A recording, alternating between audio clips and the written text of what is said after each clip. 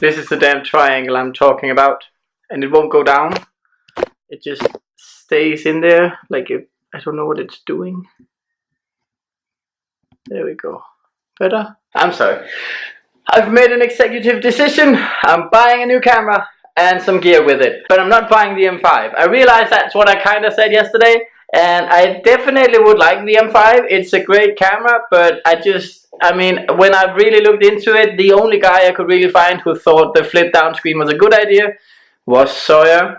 Everyone else said it was a hassle and that it was super annoying every single time you used a tripod, and that even if you used some of these smaller ones, it would still, yeah, mess everything up. So then I went back to the brilliant idea of buying a Panasonic Lumix. All credit for that goes to DC Media, who commented. And I am not gonna buy the G7. That's just simply not possible. It's a too old a model, and yeah. But that led me to the GH4, which then led me to the GH5, which then led me to the brilliant G85. This beauty right here. Basically, this has all of my capabilities and a flip out screen. It also costs quite a lot of money, but hey, that's not the point. Like, I'm still below the 10K, so I still haven't cracked the bank. And I get a lot of equipment with it, which I'm very much looking forward to. So I'm definitely buying that today. And I'm also buying lenses and filters, and so I'm gonna have pretty much everything I'm gonna need for the foreseeable future. So I can get this camera fixed, and everything is just gonna be dandy and great. And yeah, I'm really gonna miss this beautiful little camera here. I should also point out, seeing as I spoke so much about slow motion, that the G85 does not have perfect slow motion. It doesn't have like 120 FPS, but it does have 60 FPS, which is the same as the G7X. So, I mean, I can still slow it down and it will still look really good, and I can still do all of the cinematic stuff that I really want to do, especially now when it's in 4K. So, I'm just super stoked about that. I spent the last 24 hours at my job pretty much just looking at the screen, waiting to press this buy button and buy all of this nice equipment. I am gonna get an external mic as well, so like everything is just gonna be, I mean, okay, it's gonna be a heavy bitch to carry around, but I think I'm gonna manage that.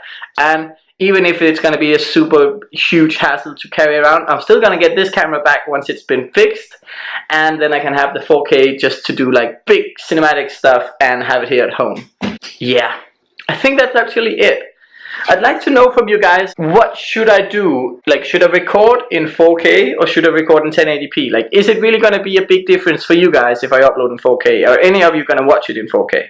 Because when I watch YouTube videos, I usually don't watch them in 4K, and I realize that if I put 4K on this computer, it's gonna get really slow.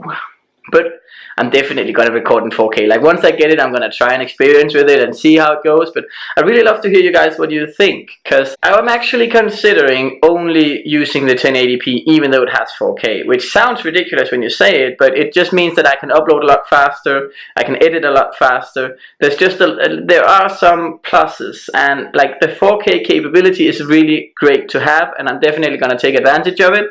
But it's not gonna make sense on an everyday basis, is it? I might be completely wrong here, which I'm okay with, but I'd love to hear what you guys think, because, I mean, you guys are the people who watch it, so you should get to decide. But yeah, on every other note, I have studied for the exam. I should study a lot more. So today's vlog is basically me home alone. There's no one else here. At least there wasn't. I just got back home like 30 minutes ago, took a shower, yeah, all I really wanted to do was tell you guys about these huge news. Yeah, okay. I wish we could have said this was on purpose. It was not, but we're gonna leave it in anyways. Yeah, I'm also considering buying Snapchat glasses. I'm looking into it, but it's super difficult because they don't ship to Denmark and they don't really sell them officially anywhere. So you can go to the Spectacles web shop and see if they're gonna like spawn a bot somewhere that's like their way of saying convenient, like machine that you can get the glasses from. They put those random spots in America. And yeah, you guessed right, it's only in America. So like, it's really tough to get. I bid on one on eBay, and then I found a company that ships stuff for you from the US, and they can then buy it directly from the spectacles shop and then send it to me. But I realized that that's probably going to be super expensive, in which case I'm not going to do it. But I could really love to have them, especially because like right now my Snapchat game is weak, and I feel like that could really help me step that up. So yeah, a lot of stuff's happening. I can't really wait to get my new camera. I have to go in and press the buy button as soon as I'm done recording this, because like I feel like it's like this all the time. Like I go with I walk around with a thought in my head, and I walk around with it, and I walk around with it, and I can't really make a decision. And then once I sit down and talk to you guys, then like it just makes sense somehow. So yeah, I definitely want to buy that and just enjoy the shit out of it. I've been wanting to do like a proper 4K amazing video stuff for so long, and I think for some reason I thought the slow motion was the important part, but I don't think it is. I'm shifting back and forth here. I realized that the fold down screen is the main reason why I'm not gonna buy the M5. Like everyone else is complaining about it, and I can definitely see it being a weak point. And like even in the video where I like pretended to look up and then look down, like it's exactly the same. Like unless you move your head, then this movement is worse, but this is still really, like you still see it breaking eye contact somewhat. So I don't really think that's gonna help anything. Of course it's better than this, but I think I'm pretty good at looking into the lens, and yeah, I just really can't wait to see the quality that this camera can provide, because it should be amazing. Yeah. And it was also actually really interesting to look into all of this camera gear stuff, because there's so much that just does not make sense when you first start out, like lens sizes, ISOs, shutter speeds, megapixels. Like there's just so much, and if you really only want to record videos with it, there's a lot of it that you don't really need to understand. I mean, you still like you understand it pretty quickly, like it's not rocket science. But like for me, when in the beginning, like when I looked at the cameras, I was looking at the megapixels and sort of comparing those, and they really don't, like it doesn't matter whatsoever, because they don't use all of that when they shoot film. If it's a 1080p video recording system, then it's only going to be 1080p. Like the 24 megapixels is just complete overkill. That's only for pictures. You only need, like if you want to do 1080p, then you need like 2 megapixels. So as long as your camera has more than 2 megapixels, it does not influence the video quality whatsoever.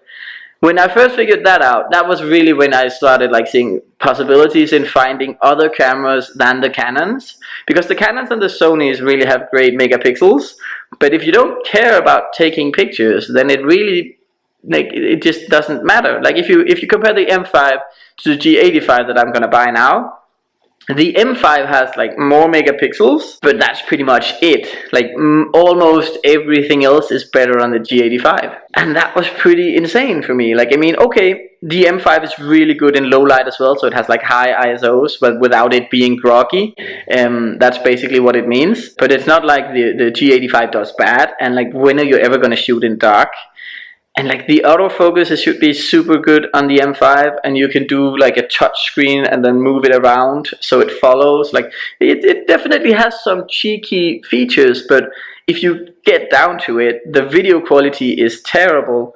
And if you really get into it, like shooting in 60 FPS at 1080p is what this camera already does. So there would be no image quality improvement whatsoever. And a lot of the comparison videos actually says that the in-camera stabilization in the M5 is terrible, especially compared to the G7X Mark II, which is what I'm shooting on right now.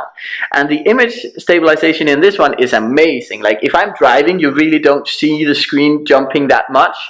Whereas like people have complained, just like if you're on the back seat of a car driving in traffic, like it's still bumpy. Like I don't see how that's possible, but people are complaining about it. So all in all, I'm really happy that I got like full circle. I think I've been across like every single big brand and now ended up on the Panasonic Lumix, simply because like if you look at like the top 5s, like 4 out of 5 of them are above like $3,000 price ranges.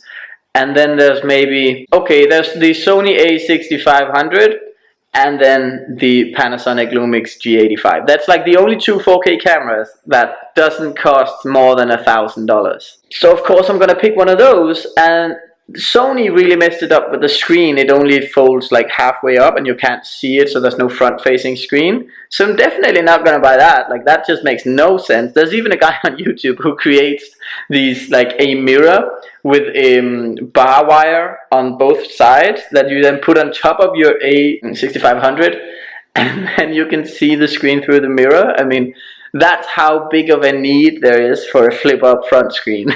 Like, there's a guy who literally made something out of barbed wire that he carries around because he's tired of not being able to see himself. I'm not gonna buy a camera like that, especially not if I'm paying like 10,000 crowns for it, or like what, 800 bucks. Like, I'm not going to get a camera that I can't use then.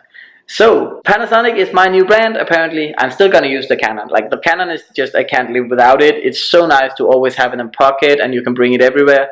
So it's definitely not gonna be like one or the other, but yeah, it really feels amazing to have made the decision, and I'm gonna go in and press the buy button now. But yeah, the daylight is still here, but it's gonna be gone in like 2 seconds. So I'm gonna sign out now, guys. Thank you so very much for watching, and yeah, just all in all, thank you so much for watching my vlogs, and I really hope that you guys will enjoy this new camera. There we go.